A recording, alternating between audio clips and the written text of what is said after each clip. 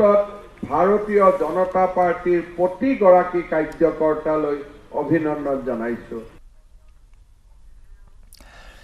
পৰিয়ালকেন্দ্ৰিক দল লোকতন্ত্ৰৰ শত্ৰু।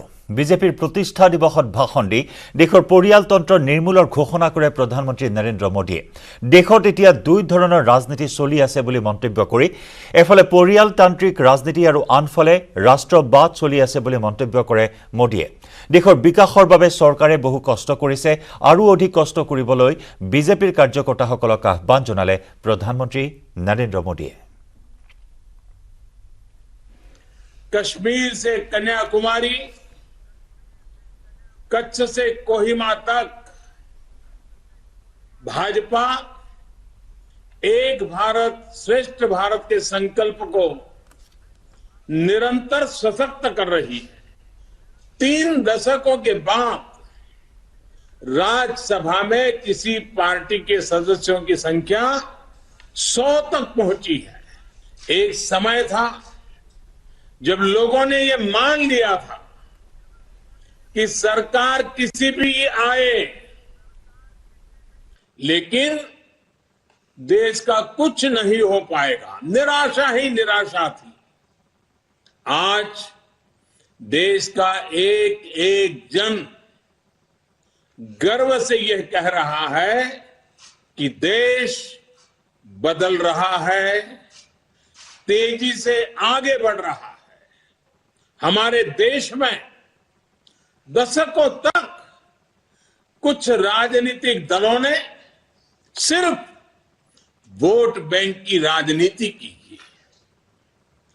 कुछ लोगों को ही वायदे करो, ज्यादातर लोगों को तरसा कर रखो, भेदभाव, भ्रष्टाचार, ये सब वोट बैंक की राजनीति का साइड इफेक्ट था। लेकिन भाजपा ने इस वोट बैंक की राजनीति को ना सिर्फ टक्कर दी है, बल्कि इसके नुकसान देशवासियों को समझाने में भी सफल रही है। हमारे लिए राजनीति और राष्ट्रनीति साथ साथ चलते हैं। हम राष्ट्रनीति से राजनीति को अलग कर करके चलने वाले लोग नहीं हैं, लेकिन ये भी सच्चाई है कि अभी भी देश में 2 तरह की राजनीति चल रही है। एक राजनीति है परिवार भक्ति की और दूसरी है राष्ट्र भक्ति की। हमारे यहां कुछ राजनीतिक दल है जो सिर्फ और सिर्फ अपने अपने परिवार के हितों के लिए काम करते हैं।